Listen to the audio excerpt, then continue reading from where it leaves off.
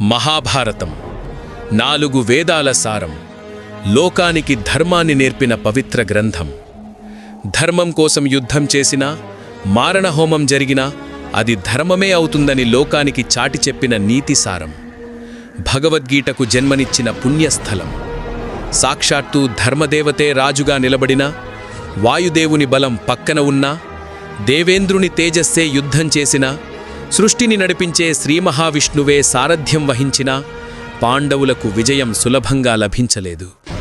18 రోజుల పోరాటం, 18 అక్షౌహిణుల సైన్యం, సమస్త ఆర్యవర్ధం ధర్మం కోసం అధర్మంపై చేసిన యుద్ధం.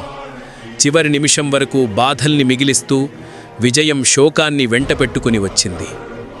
ధర్మమార్గం గెలుపు కోసం పోరాటం ఎంత కఠినంగా ఉంటుందో లోకానికి తెలియజేసింది.